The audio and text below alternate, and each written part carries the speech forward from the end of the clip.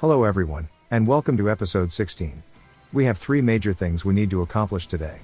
One of them might have been spoiled by the thumbnail already, but let's talk about them anyway. First, we will need to double track the lumber industry lines, since they are truly lacking the necessary throughput we need, and that is the only way to remedy the situation.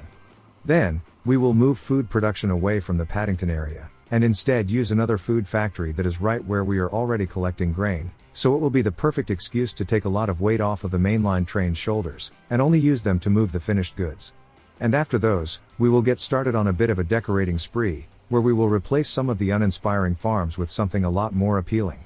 I think it's safe to say that we will be seeing more of these decorating moments, since we have a lot of areas that are pretty much finished already. Before we get started, if this is not your first video from this channel, you already know what to expect. If you want to be kept up to date, please consider subscribing, and if you like what you see, leaving a like will also help letting me know what to focus on. But enough talking, let's get into it.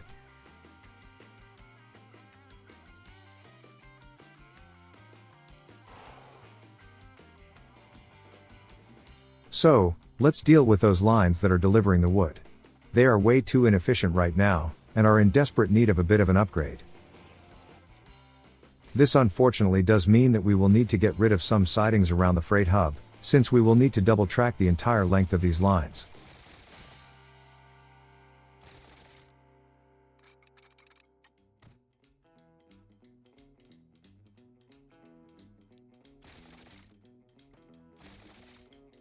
It also doesn't help that we have a lot of trains already running on these tracks, so it might be a bit of a gamble if they will decide to behave after we are done. Thankfully, it will be relatively painless.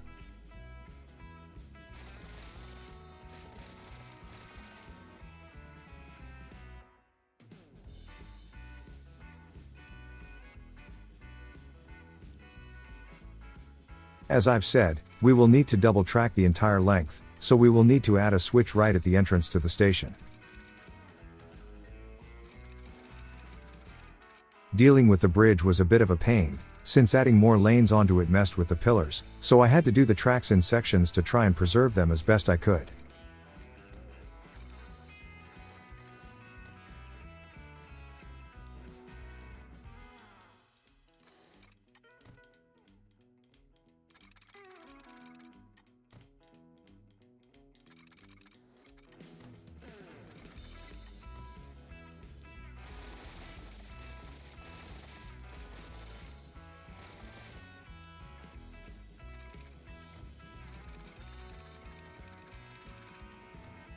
Okay, we should try to go under the bridge in a way that is at least somewhat centered.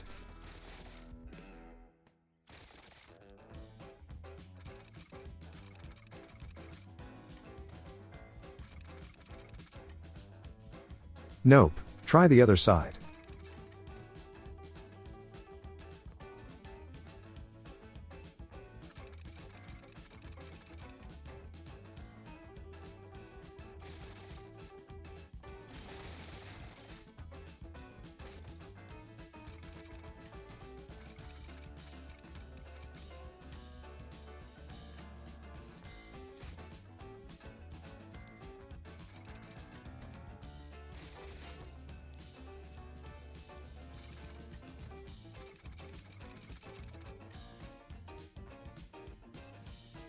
It's a bit more resistant than I expected, but we are definitely getting there.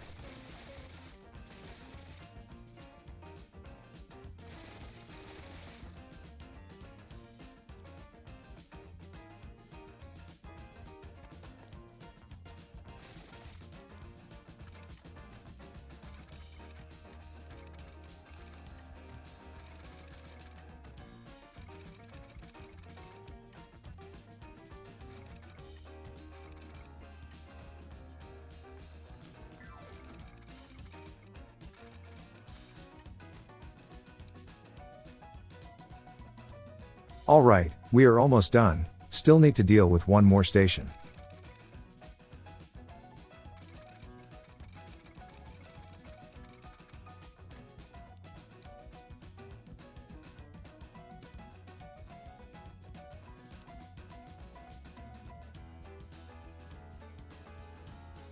Well, here comes the worst part of this upgrade. The signaling. Like it or not, it has to be done, So let's get to work. I also decided to use a different signal model for this. Again, I am pretty sure all these different kinds of signals have a very specific place on the real-life railroads, but I have no idea where they would go, so I just use them for a bit of variety.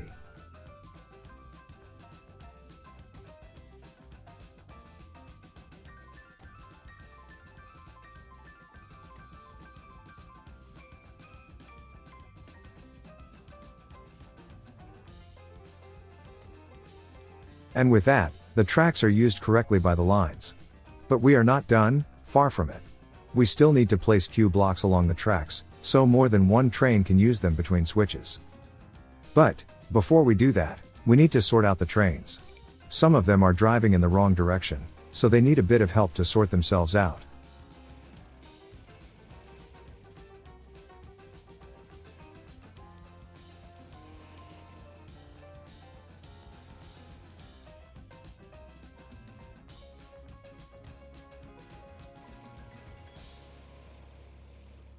Alright, that should do it for the most part. Let's follow this train, and use it as a measuring stick for the signal spacing. Settle in, this will take a couple minutes. At least it did for me. Maybe it will be more bearable with the footage sped up like this.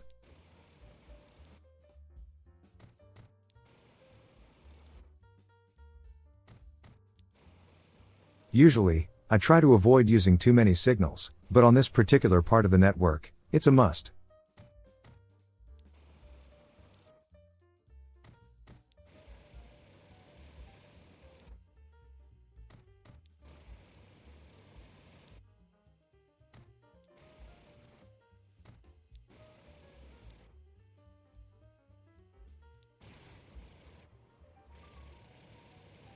I was hoping it would go forward.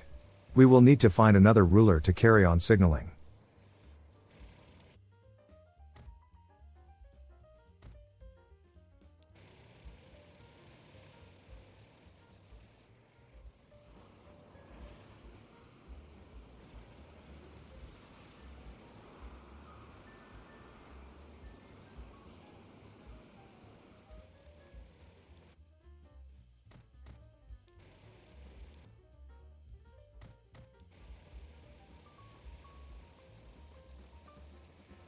Okay, I think I will eyeball this last stretch if you don't mind.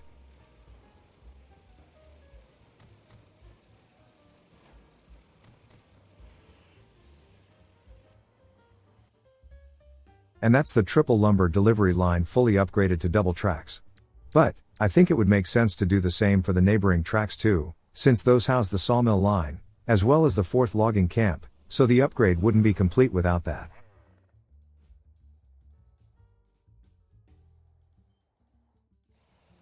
That means we need to sacrifice another siding to do this again. Thankfully, we only need to do a much shorter section for this part, so it shouldn't take as long as the last one.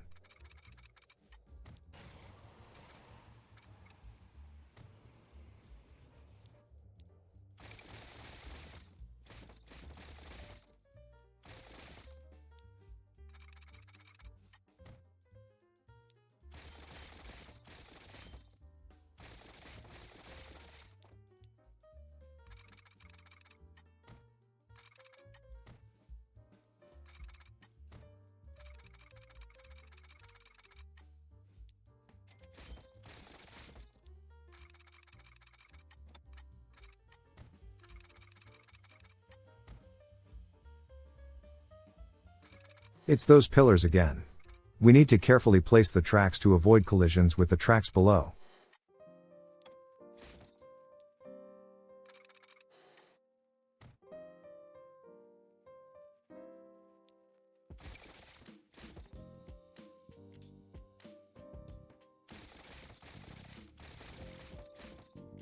I think it's pretty obvious that such a long line will need to be double tracked.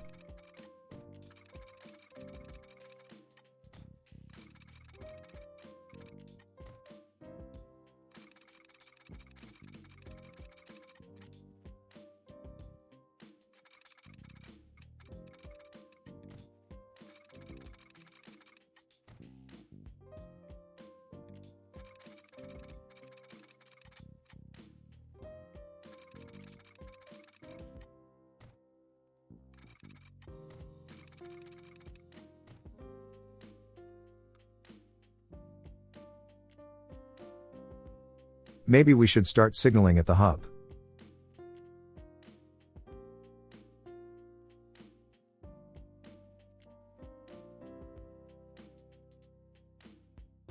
Good thing the two lines run in parallel for quite a bit, so we can just use the existing signals as a guide.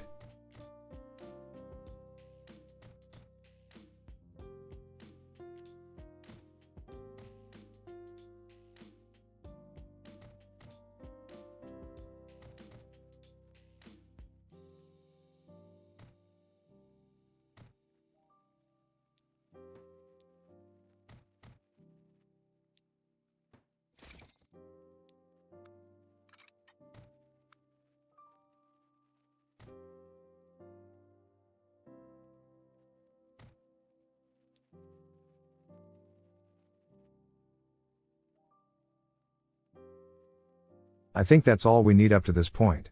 We only need to signal the last logging camp tracks, and this upgrade is also done.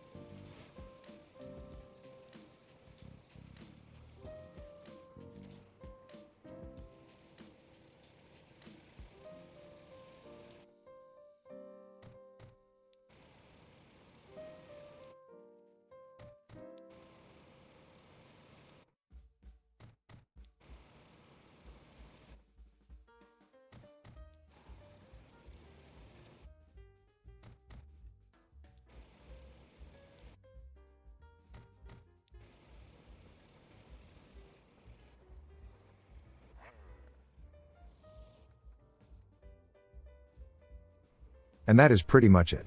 At least for the tracks. We should also add more trains to the sawmill line, so it can deal with all the lumber we are throwing at it.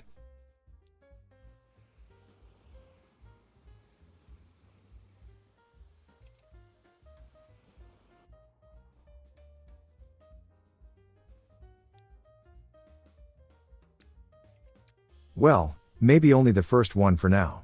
The second sawmill line is still single-tracked, but we will deal with that at the end of the episode.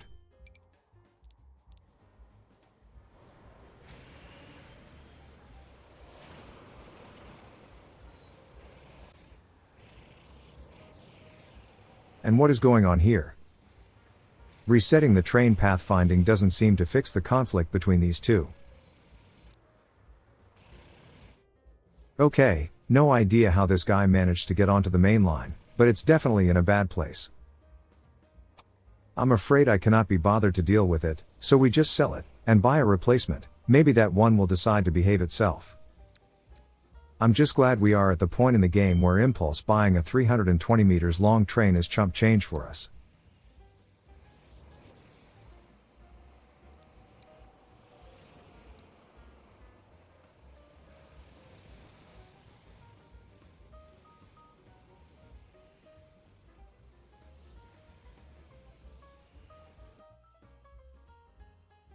Well, I think it's time to deal with one of the biggest problems we have right now, and that's the main line being completely overloaded with grain. If we process them right here, we would only need to move the finished bread, which takes up a lot less space. Thankfully, we have a convenient food factory right where we need it.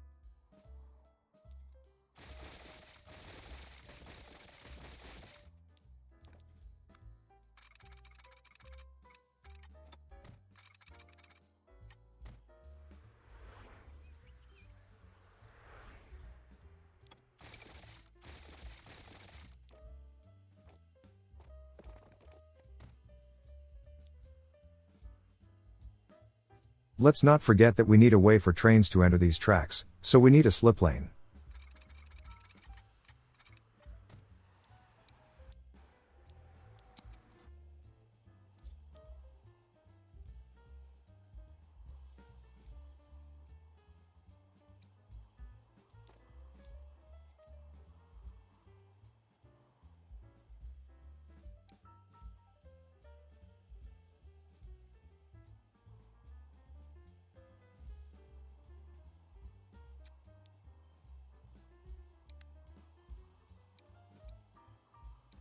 We used quite a few of these Class 47s lately, let's give the Class 37s a try for this one.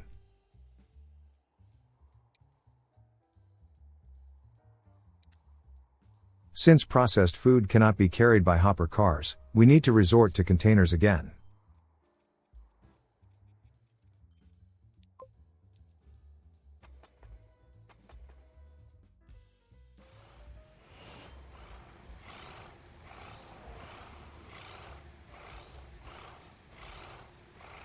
Well, this guy will need to make a full lap around the map, so I guess we will see it when it comes back.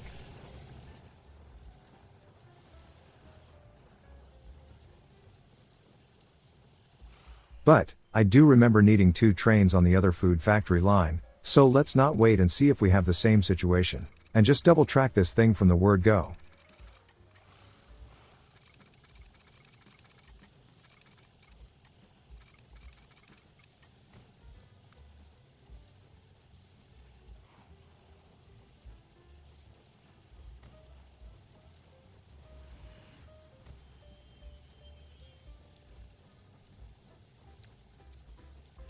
There. We have 2 food trains going on this line. Well, we will, once they finish sightseeing around the map. But, I don't think we really need these to be double-headed. A single locomotive should do the trick.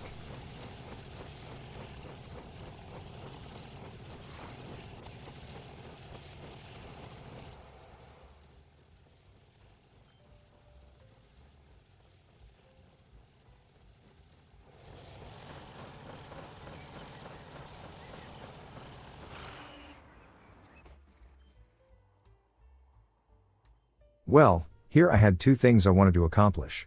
One was to get the towns over the different stations with bridges, so they can keep expanding on the other side.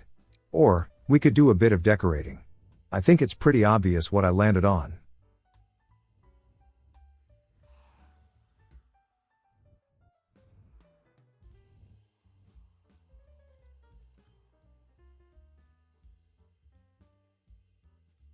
I think it would be best if we gave ourselves a clean slate to work on.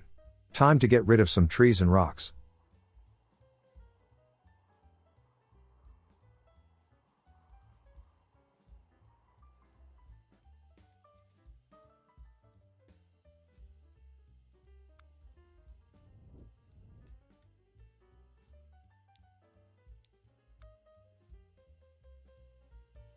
I've been watching some UK-based freight train cab rides on YouTube to prepare for this, and I noticed that in some places, there is a dense bush coverage between the tracks and the surrounding trees.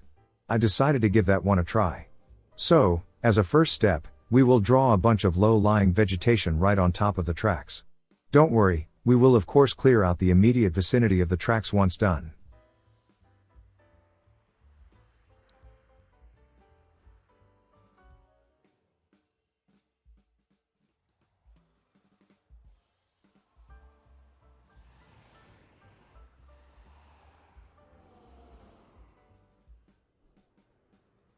To give the tracks some space, we will use the proper racer with the smallest setting.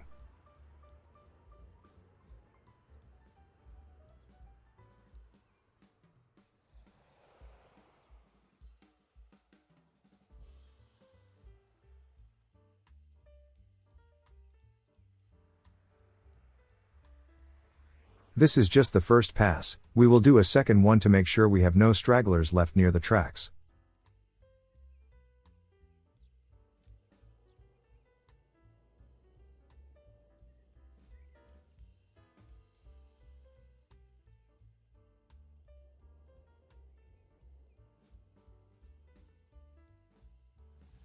Hey, one of the trains made it. Good times.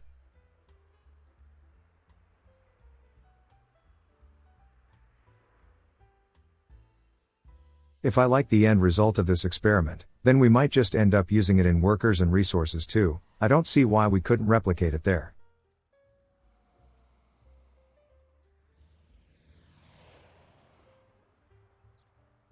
Okay, first step is done. Next comes the trees that will line the tracks. They will go just behind the bushes. In hindsight, maybe I should have lowered the strength of the brush, so the trees would be a bit more sparse, so we can see through them, but it will do for now. We can simply give them a second pass with the eraser again.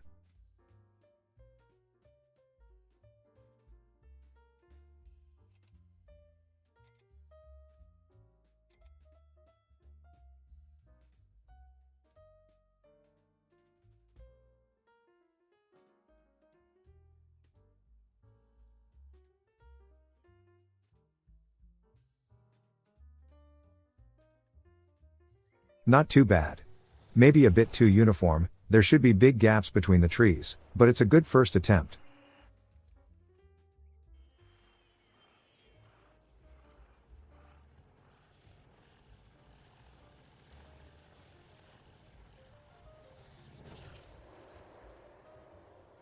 But, that's not what was on the thumbnail, right?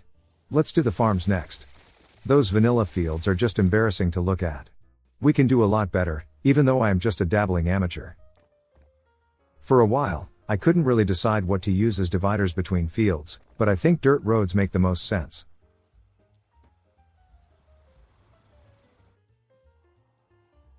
Oh, right.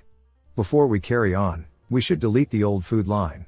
It's still asking for grain, and it's still putting a strain on the main line with all those requests.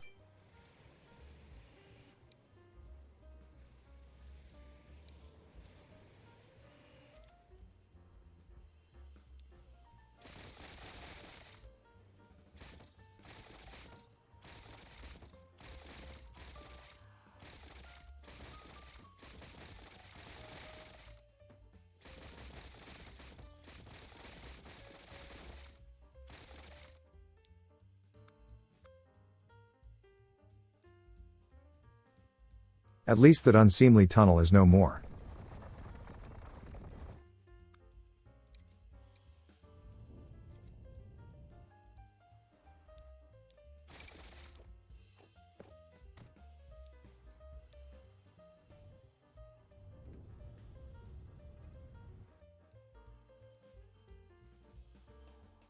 And at last, I finally remembered that we've been missing a piece of track at the heritage line.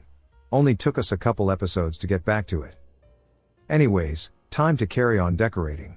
We had some dirt roads to place if I recall correctly. But, I couldn't resist taking a small ride on the train, just to see the tree lining from the perspective of the driver.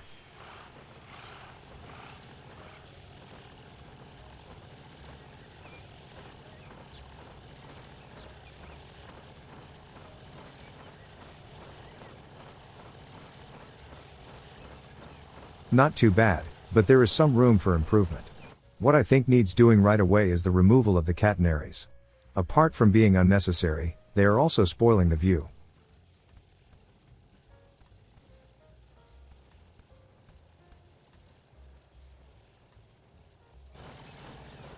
Ah, much better. Maybe it's just me, but I like it better without the power poles. Now, about those farm roads I keep talking about. We just lay them out in a random pattern, and hope that we get something presentable in the end. It's pretty much the same method I used in workers and resources, when I was doing those field dividers.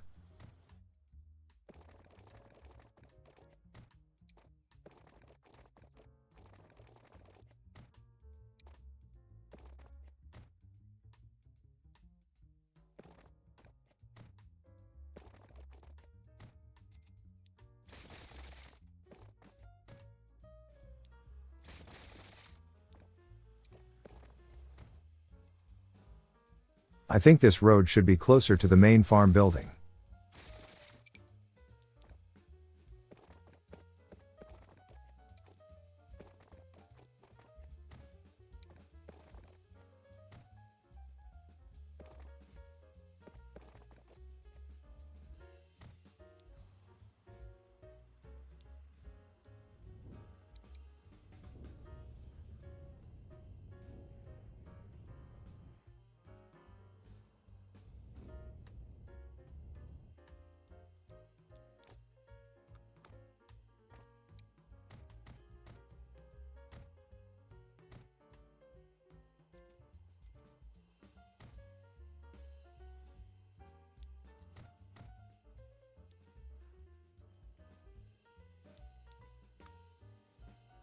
With the farm plots all laid out, it is now time to start painting on the different crops. I did get a farming texture pack from the workshop, and I did enable them on the save file, but I couldn't find them among the existing textures. I will investigate between episodes, but I didn't want to disrupt the recording just to troubleshoot this small issue. For now, we will just go with the vanilla textures, which are perfectly adequate for this small trial run.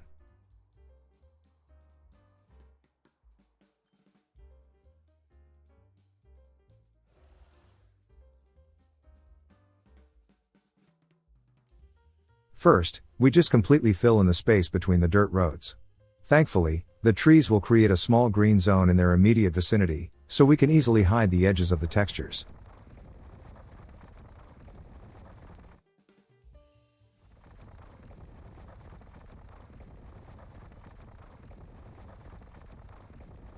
Yes, we will simply hide the truck station in some foliage, and that will hopefully make it look okay.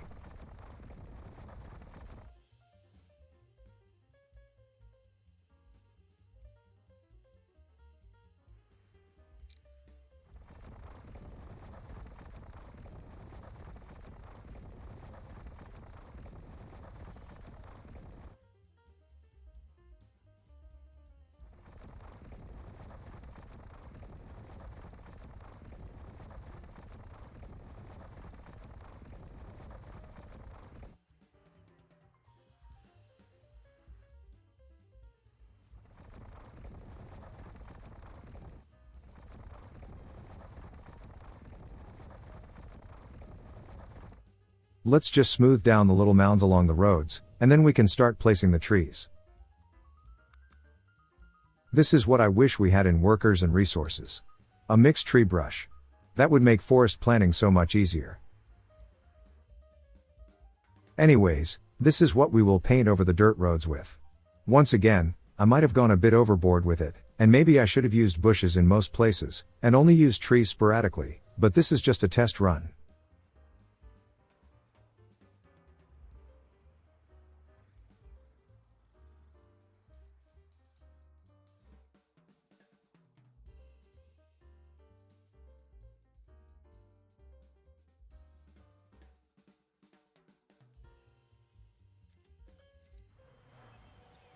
Now, no self-respecting farmer would just leave their fields open to the public like this. Time to place some fences. This is where this fence mod comes in handy. Instead of placing individual segments one by one, we can just draw them, like we should be able to in vanilla. Maybe in Transport Fever 3.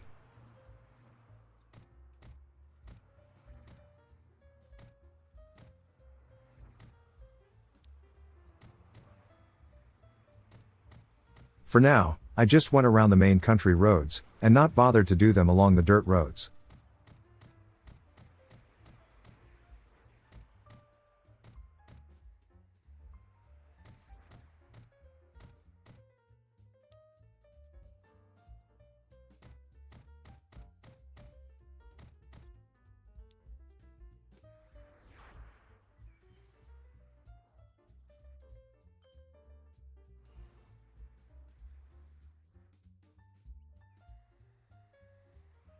We should also fill in this empty area with some foliage. It looks a bit empty without it. Not too much, so I lowered the strength of the brush a little.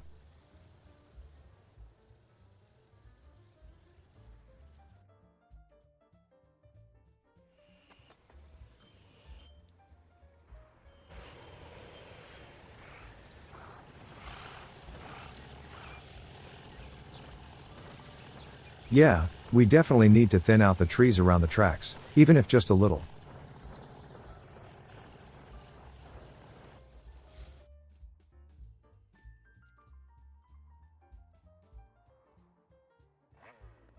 And while it was time to finish the recording at this point, I did check on the lumber yards, and they didn't have the transports at 100%. That is unacceptable. Before we call it a night, we should take care of that second sawmill line, and double track that too.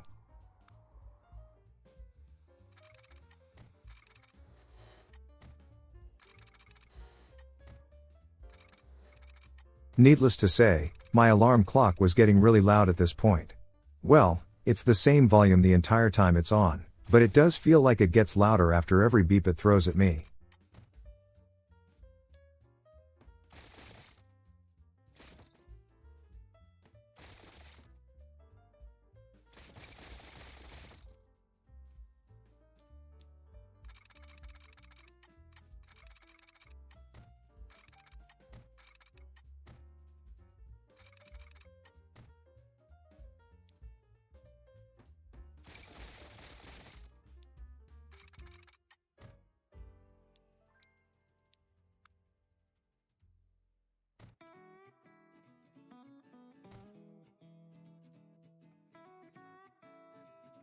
Well, just like before, this required the sacrificing of one of the sidings.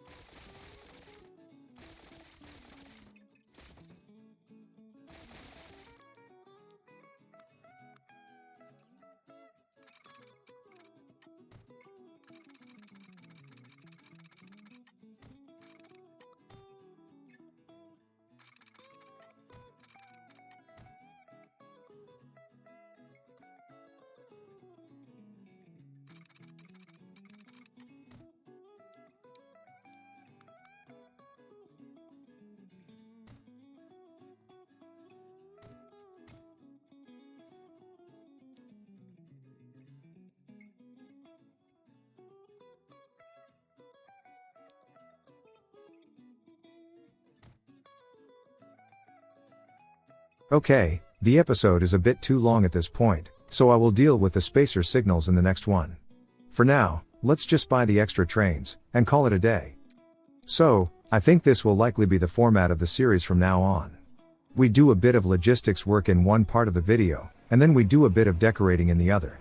We still have a lot of space left around the farms to fill out, and we also have the lumber yards we could work on. Those stations could be made a bit more easy to look at too. Maybe I will get some inspiration from the Derail Valley stations. If I want to learn, I might as well learn from the best. As for the logistical side of things, I really want to give the town some space to expand, so I think I will try to use bridges to go over the stations, and make some room to build more houses. Right now, they are a bit lopsided, being hemmed in by the stations. Maybe they will look a bit more natural if they can expand in all directions. Anyways, if you haven't done it already, I'd love it if you subscribe to the channel, and leaving a like would also let me know that this video was worth making. If you feel that it was good enough, and you can afford it, please consider going to my Ko-fi page, which you can find in the description, and donate an amount that you feel is appropriate. And if you did like what you've seen, there should be links to some of my other videos and playlists on the screen. Thank you for your support, and I'll see you in the next one.